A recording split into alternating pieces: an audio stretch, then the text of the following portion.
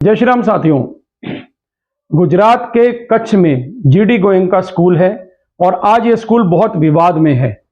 इसका एक वजह है कि जीडी गोयंका स्कूल में जो प्ले स्कूल के जो बच्चे थे उनको एक चैप्टर पढ़ाया जा रहा था जिसमें गाय के विषय में जानकारी दी गई थी। हम सब लोगों ने जब हम स्कूल में थे तो हम लोगों ने गाय के ऊपर बहुत निबंध लिखा है, हर व्यक्ति लिखता आया है। उसमें जो स्कूल में जो चैप्टर है उसमें लिखा हुआ था कि गाय काले और सफेद रंग की होती है, गाय का दूध बहुत अच्छा होता है, गाय को घास पसंद है और आप गाय का मीट खा सकते हैं। कमाल की बात है, बाकी सारी चीजें तो ठीक लिखी है, गाय का मीट खा सकते हैं, ये कहां से आ गया?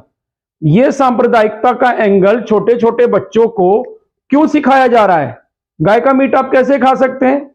क्या जीडी गोयंका स्कूल के संचालकों को यह नहीं पता कि सनातन धर्म के अंदर में गाय की पूजा की जाती है? और गौ पूजा करने वाले इस देश में अगर स्कूलों में यह लिखवा दिया जाए तब तो कमाल की बात है। फिर तो बचता ही क्या है? ये जितने भी पेरेंट्स अपने बच्चों को जीडी गोयंका स्कूल में पढ़ा रहे हैं, सोचिए उनकी धार्मिक भावनाएं कितनी आहत हुई है। और यही बच्चे जब बड़े होंगे, कहते हैं जब बच्चे छोटे होते हैं तो वो कच्चा घड़ा होता है, उसको आप जैसे भी जिस भी सांचे में मोल्ड करना चाहें वो वैसे ही ढलता चला जाएगा। अब बच्चे को अगर आप बचपन से सिखाएंगे कि गाय को मारा जा सकता है, गाय को काटा जा सकता है, गाय को खाया जा सकता है, खाएंगे तो आप गाय को तभी ना जब उसे मारेंगे और काटेंगे। ये कैसी शिक्षा दी जा रही है? और फिर वो बच्चा क्या करेगा? बड़ा होकर इसी चीज को सीखेगा, अपने परिवार में विरोध करेगा, बोलेगा कि हाँ जी मैं तो गाय खाऊंगा, आप कौन होते रोकने वाले? माता पिता के साथ अंतर्द्वंद की स्थिति शुरू हो जाएगी। जीडी गोयंका स्कूल सिर्फ ऐसे पाठ्यक्रम पढ़ा के क्या साबित करना चाहता है? और देखिए, जब गुजरात के अंदर हिंदू संगठनों ने विरोध किया, बहुत विरोध हुआ इसका, काफी विरोध के बाद इन्होंने उस चीज को हटाया है और माफी मांगी है। अरे जब पहले ही क्यों नहीं आपने बात मान ली जब आपको किसी पेरेंट ने शिकायत की थी?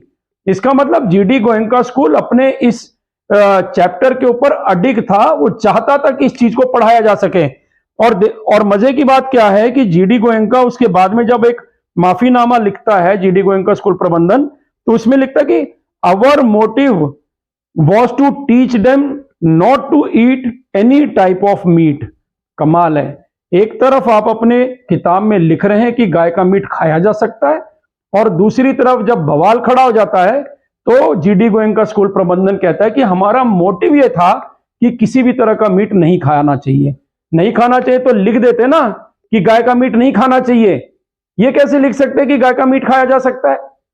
ये इतनी घृणित कार्य स्कूल प्रबंधन के माध्यम से किया गया है, इस स्कूल की तो मान्यता ही रद्द हो जानी चाहिए।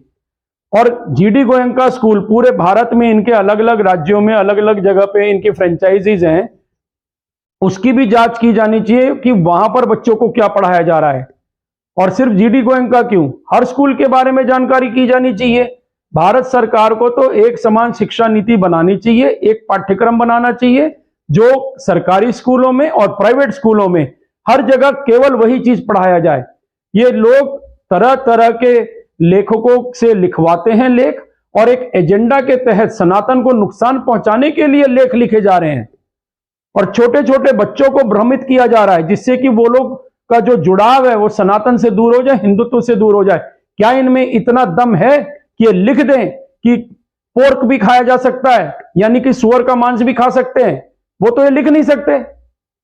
और मैं इसकी बिल्कुल वकालत नहीं करूंगा कि आप किसी भी जानवर के मांस को खाने की वकालत करें, क्योंकि बच्चे को आप पहले बचपन से ही आप उसे हिंसक प्रवृत्ति का बनाना चाह रहे हैं।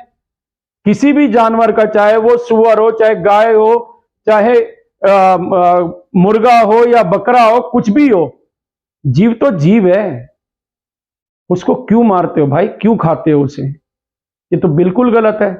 और बचपन से ही बच्चे को सिखाना, क्यों नहीं आप बच्चे को वेजिटेरियनिज्म सिखा रहे हैं? क्यों नहीं आप उसको शाकाहारी होने की शिक्षा दे रहे हैं? बच्चे को मांसाहारी बना के आपको क्या मिल जाएगा? शाकाहारी जो भी ये तो साइंस भी आज इस बात की तस्दीक करता है कि जो शाकाहारी लोग हैं वो हर तरह से स्वस्थ रहते हैं, उनके अंदर में बीमारी होने की जो संभावना है वो बहुत कम रहती है। लेकिन स्कूल प्रबंधन है कि उस शाकाहार को छोड़ के बच्चों को शिक्षा दे रहा है कि मांसाहारी बन जाइए। मैं तो गुजरात सरकार से निवेदन करूंगा, स्कूल की मान्यता ही रद्द कर देनी चाहिए, चाहे कितनी भी माफी मांगे। ढकोसलेबाजी वाली बात है, इनके ढकोसले में आना नहीं चाहिए। स्कूल की मान्यता रद्द कीजिए और पूरे देश में जीडी गोयनका स्कूल के खिलाफ आंदोलन भी चलना चाहिए। मैं तो आज ही से इस चीज को आरंभ करूंगा, मैं लिखूंगा स्कूल के खिलाफ। और मेरा अनुरोध है आप सबसे कि आप लोग भी इसकी शिकायत जरूर कीजिए, राज्य सरकार को भी करें और केंद्र सरकार को भी करें। और जीडी गोयनका स्कूल जब तक स्पष्ट रूप से माफी ना लिखे कि हाँ इनसे हर तरह से गलती हुई है, इनको माफ नहीं किया जाना चाहिए।